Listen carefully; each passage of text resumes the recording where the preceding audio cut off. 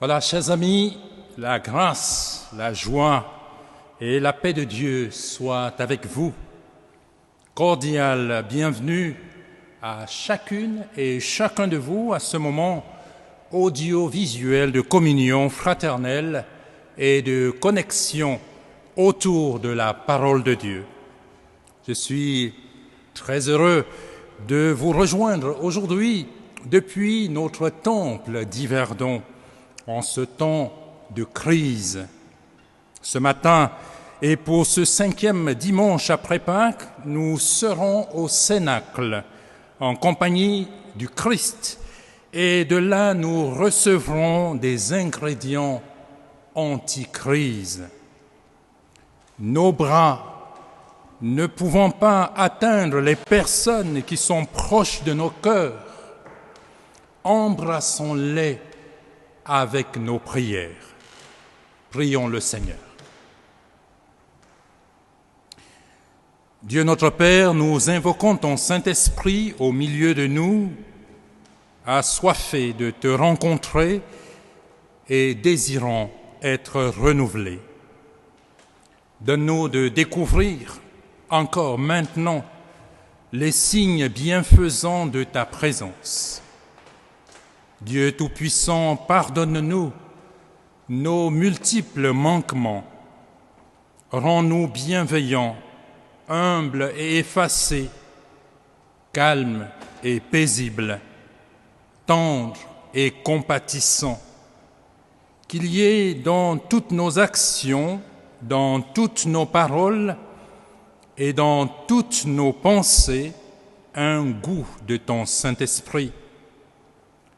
Accorde-nous, Seigneur, une foi pleine, une ferme espérance et un amour fervent.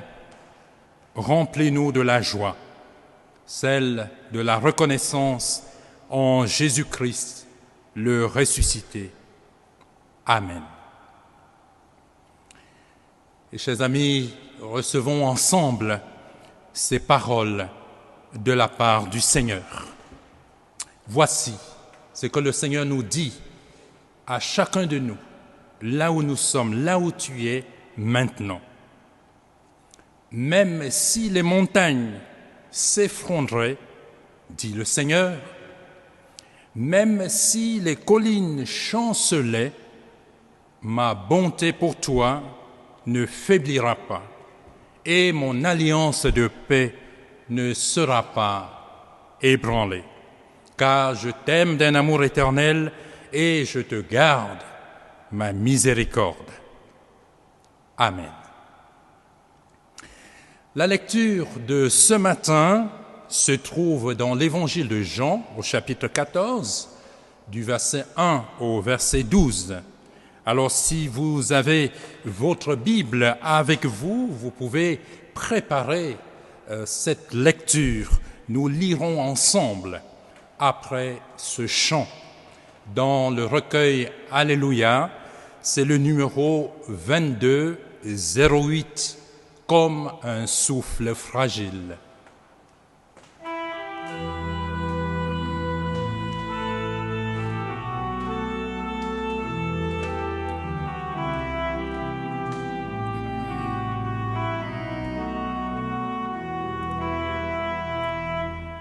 Comme un souffle fragile, ta parole se donne, comme un vase d'argile, ton amour nous façonne.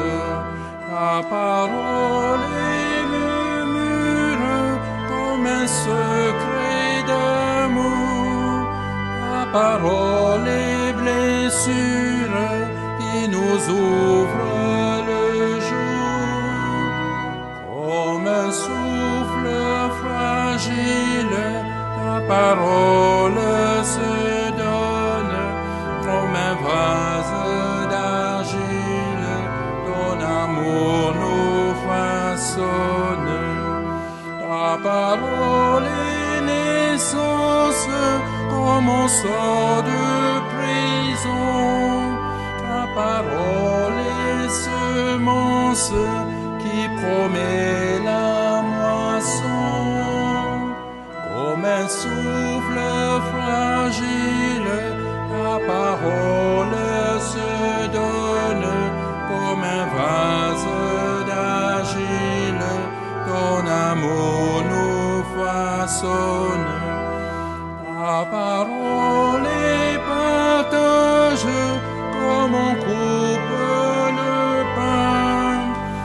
parole et passage qui nous dit un chemin. Comme un souffle fragile, ta parole se donne, comme un vase d'argile, ton amour nous façonne.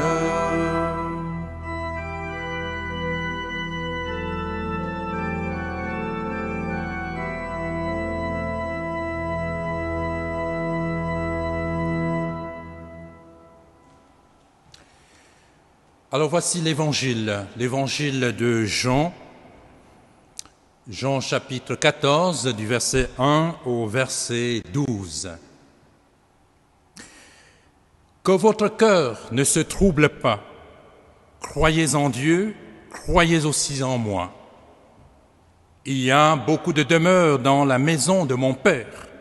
Sinon, je vous l'aurais dit, car je vais vous préparer une place. Donc, si je m'en vais et vous prépare une place, je reviendrai et je vous prendrai avec moi, afin que là où je suis, vous y soyez aussi. Et où je vais, vous en savez le chemin. Thomas lui dit, « Seigneur, nous ne savons pas où tu vas. Comment en saurions-nous le chemin ?» Jésus lui dit, « Moi, je suis le chemin, la vérité et la vie. Nul ne vient au Père que par moi. Si vous me connaissiez, vous connaîtriez aussi mon Père. Et dès maintenant, vous le connaissez et vous l'avez vu. » Philippe lui dit, « Seigneur, montre-nous le Père, et cela nous suffit. » Jésus lui dit, « Il y a si longtemps que je suis avec vous, et tu ne m'as pas connu, Philippe. Celui qui m'a vu a vu le Père. Comment dis-tu, montre-nous le Père? Ne crois-tu pas que je suis dans le Père et que le Père est en moi? Les paroles que je vous dis ne viennent pas de moi-même. Le Père qui demeure en moi accomplit ses œuvres. Croyez-moi, je suis dans le Père et le Père est en moi. Sinon, croyez à cause de ses œuvres.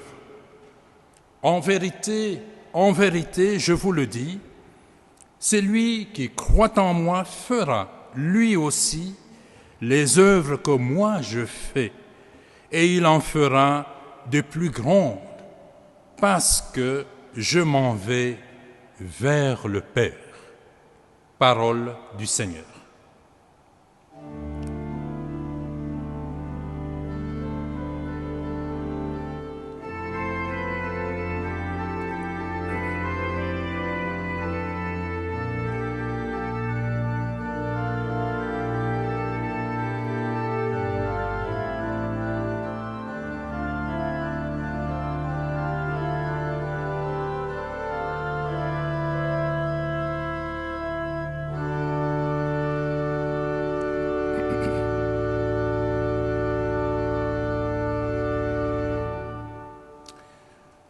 Alors voilà, chers amis, ce texte de l'Évangile nous est proposé aujourd'hui dans notre calendrier liturgique. En relisant ce récit ces derniers jours, dans le contexte actuel, j'ai reçu tellement de force, tellement d'assurance. J'ai retrouvé un apaisement bienfaisant en ce temps de deuil et de crise multiforme. Ce récit est un véritable anti-stress, un antidépresseur, une anti-crise.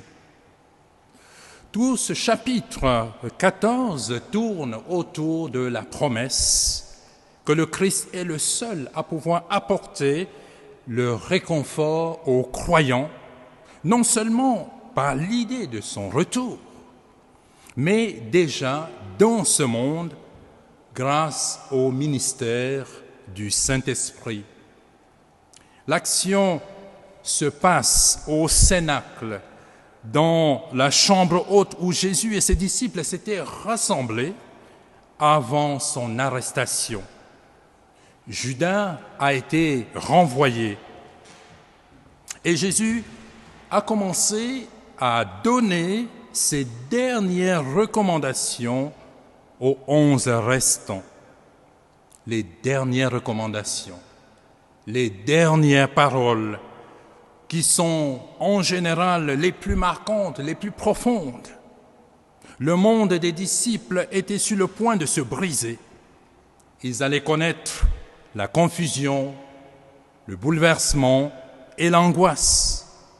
Alors, anticipant leur désespoir, Jésus cherche à les réconforter.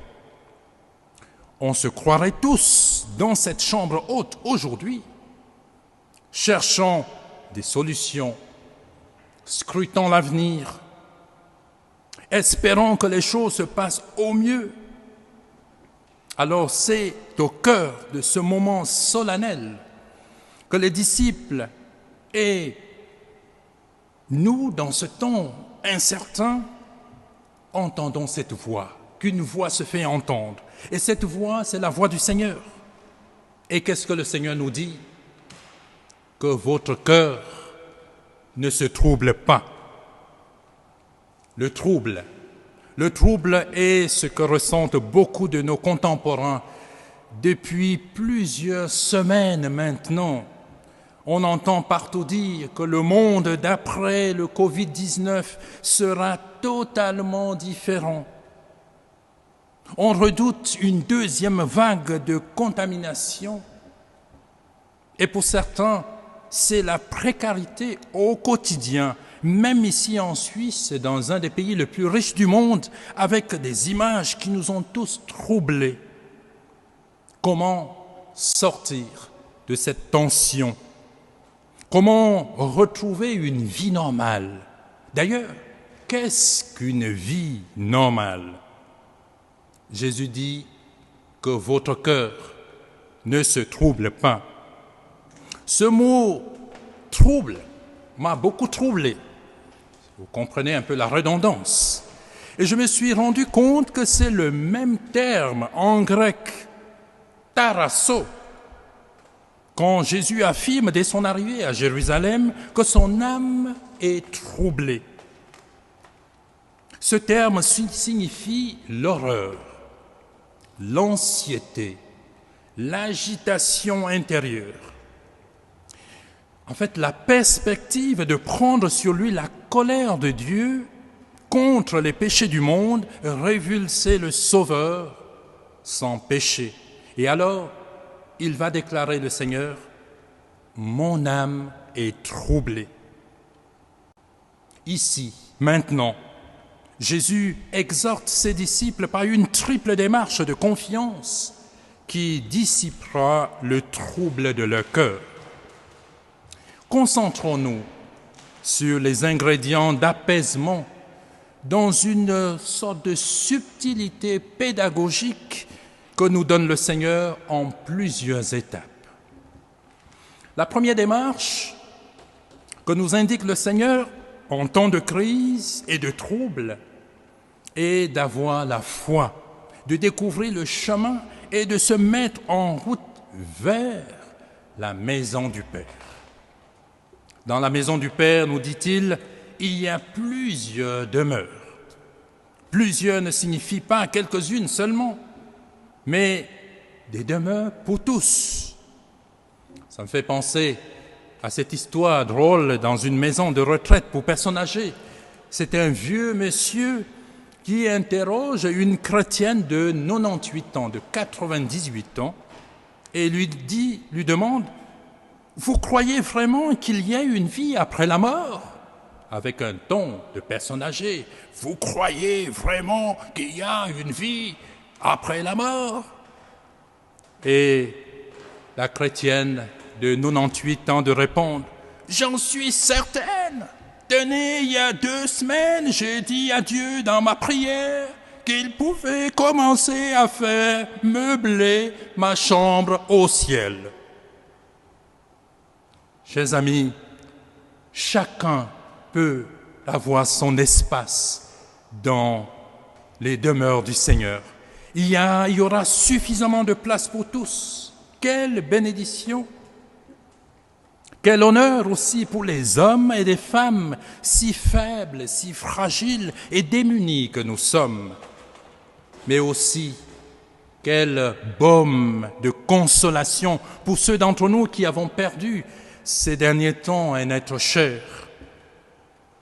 Jésus vient nous assurer d'une part céleste et éternelle dans la maison du Père, bien meilleure que le règne du Christ ici-bas, aussi glorieux qu'il était.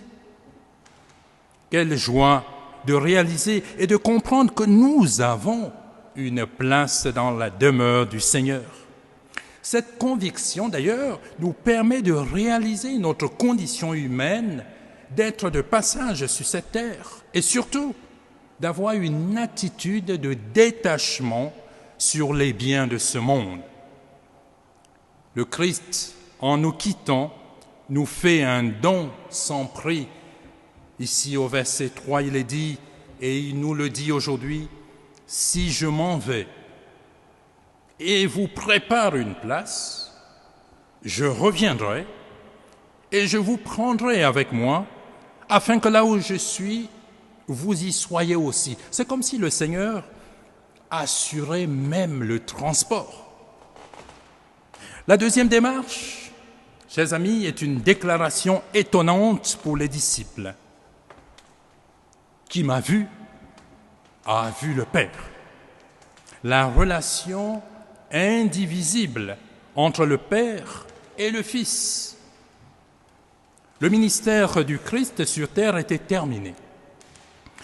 Et tout ce temps n'avait pas suffi aux disciples pour connaître qu'il était dans le Père et le Père était en lui.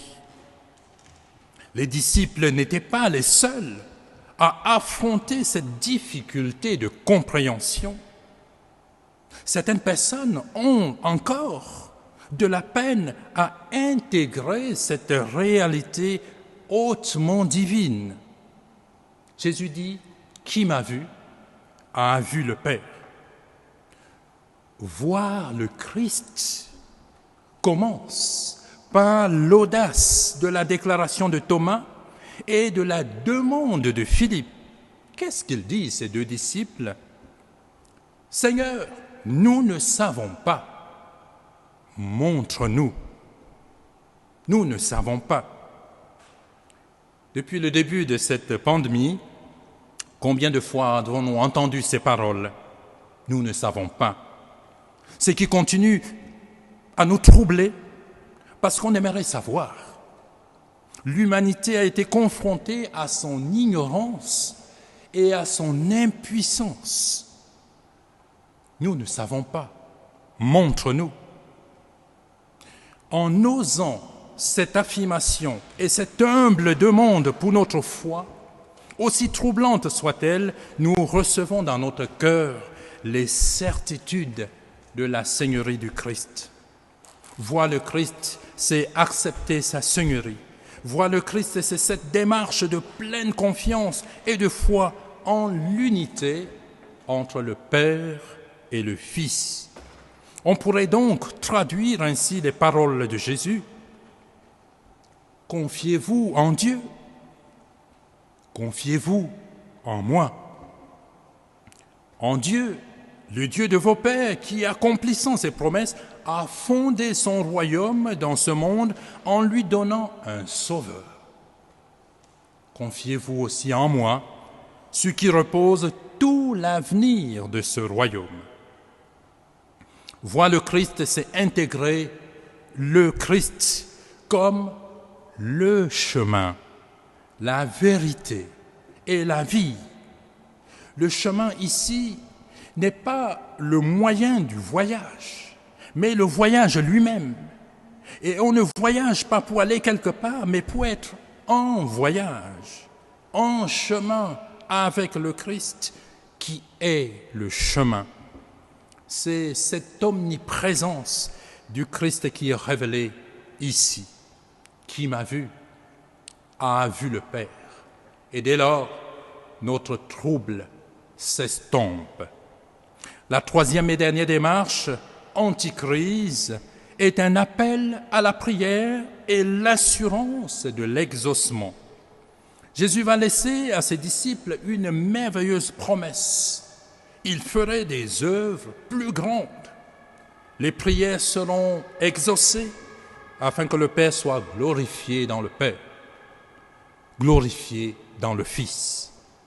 Quel bel réconfort de savoir que ceux qui ont la foi en Christ peuvent tout demander au Père de la part de Jésus et en son nom recevoir l'exaucement qui peut être oui, non, attends. J'aimerais relire ce verset 12. Jésus dit, en vérité, je vous le dis, celui qui croit en moi fera, lui aussi, les œuvres que moi je fais, et il en fera de plus grandes parce que je m'en vais vers le Père. Ce verset particulièrement, a été souvent mal interprété. Jésus, par ces paroles, veut dire que nous sommes capables d'agir comme lui, et même d'accomplir des choses plus grandes que celles qu'il a faites, à condition de demander au nom de Jésus et de demander des choses qui glorifient le Père. Demander quelque chose au nom de quelqu'un d'autre suppose qu'il existe une relation étroite entre celui qui demande et celui dans le nom duquel la requête est présentée. Demander au nom de Jésus ne signifie pas simplement joindre son nom à la suite de notre prière, mais demander en accord avec sa pensée, avec sa volonté. Il s'agit de demander des grandes choses qui constitueront une bénédiction pour l'humanité et qui contribueront à notre bien spirituel. Il est vrai que les apôtres ont, comme Jésus, opéré des miracles étonnants décrits dans le livre des Actes des Apôtres. Mais en parlant d'œuvres plus grandes, Jésus indiquait surtout que les disciples conduiraient à Dieu beaucoup plus de monde qu'il ne l'avait fait lui-même. En fait, les œuvres en question seraient donc des conversions. Le jour de Pentecôte que nous allons commémorer dans quelques jours, en sera la démonstration de cette conversion. Des milliers de personnes se convertiront.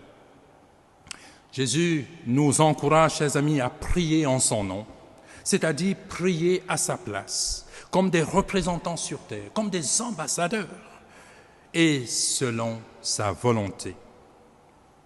Quel beau moment pour les disciples de savoir que même si le Seigneur les quittait, ils pouvaient prier le Père en son nom et être exaucés. Voilà les différentes démarches anti-crise que nous recevons aujourd'hui afin de ne plus être troublés. Que votre cœur ne se trouble pas devant l'angoisse de la mort, les incertitudes de notre monde chamboulé. Ce récit nous encourage à nous tourner vers le Christ et de pouvoir voir le Père céleste qui nous aime et qui nous rassure jour après jour, qui nous bénisse et qui nous garde. Amen.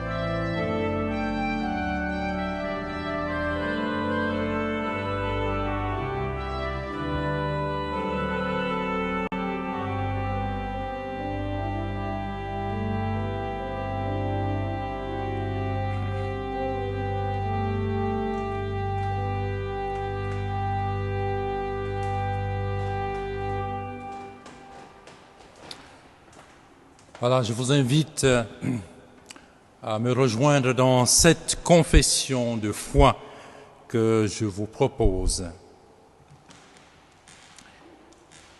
Nous croyons en Dieu malgré son silence et son secret. Nous croyons qu'il est vivant. Malgré le mal et la souffrance, nous croyons qu'il a fait le monde pour le bonheur de la vie.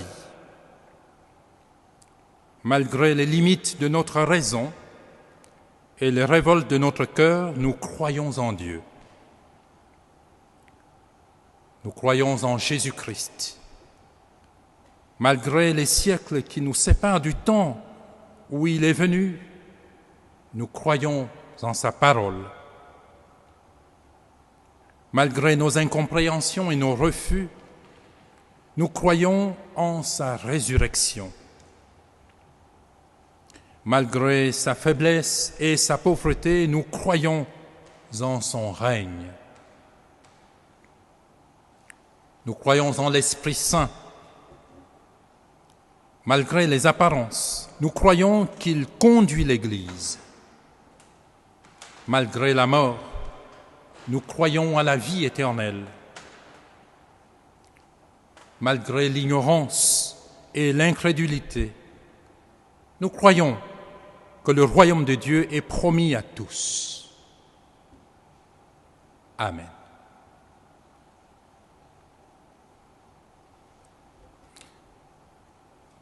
Je vous invite maintenant à ce moment de prière pour les autres, de prière pour le monde, de prière pour nos pays respectifs et nos familles. Prions ensemble le Seigneur. Ô Dieu notre Père, merci pour ta parole qui nous redit ton amour paternel, nous rassure et nous apaise en ces temps troublés. Aide-nous, Seigneur, à croire à nouveau, à placer notre confiance en toi, quel que soit ce que nous traversons, ce que nous vivons. Nous te prions, Seigneur, pour notre paroisse d'Yverdon ici et pour tous ceux que nous rencontrons, peut-être à distance seulement, au quotidien maintenant. Donne-nous de les rejoindre par nos actions. Donne-nous d'être comblés de la joie de ta présence et que nous sachions en témoigner même à distance, en particulier auprès de ceux qui sont dans l'épreuve, les endeuillés, les malades. Nous te prions, Seigneur, aussi pour tous les pays du monde confrontés à ce virus. Permets des solutions rapides. Nous te prions pour celles et ceux qui sont assoiffés de sens, délaissés, oubliés, perdus ou se sentent rejetés.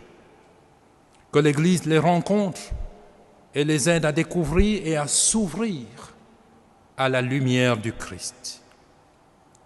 Ô Dieu notre Père, donne-nous la capacité de demeurer dans la confiance au nom de Jésus-Christ, notre Seigneur et notre Sauveur, lui qui nous a appris à te dire ensemble: Notre Père qui es aux cieux, que ton nom soit sanctifié, que ton règne vienne, que ta volonté soit faite sur la terre comme au ciel. Donne-nous aujourd'hui notre pain de ce jour. Pardonne-nous nos offenses, comme nous pardonnons nous aussi à ceux qui nous ont offensés. Et ne nous laisse pas entrer en tentation, mais délivre-nous du mal. Car c'est à toi qu'appartiennent le règne, la puissance et la gloire, au siècle des siècles. Amen.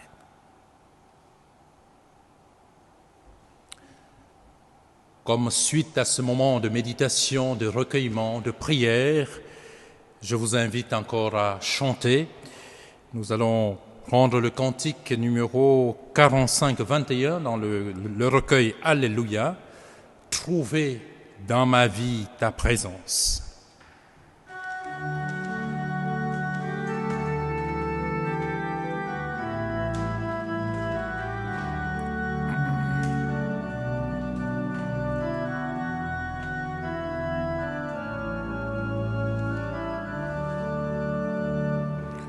Trouver dans ma vie ta présence, tenir une lampe allumée, choisir avec toi la confiance, aimer, se savoir aimer, croiser ton regard dans le doute, brûler à l'écho de ta voix, rester pour le pain de la route, savoir reconnaître ton pas. Trouver dans ma vie ta présence, tenir une lampe allumée, choisir avec toi la confiance, aimer, se savoir aimer, brûler quand le feu devient cendre, partir vers celui qui attend, choisir de donner sans reprendre, fêter le retour d'un enfant. Trouver dans ma vie ta présence, tenir une lampe allumée, choisir avec toi la confiance, aimer, se savoir aimer. Et quand tu frappes à ma porte, briser les verrous de la peur, savoir tout ce que tu m'apportes, rester et devenir veilleur. Trouver dans ma vie ta présence, tenir une lampe allumée, choisir avec toi la confiance, aimer, se savoir aimer.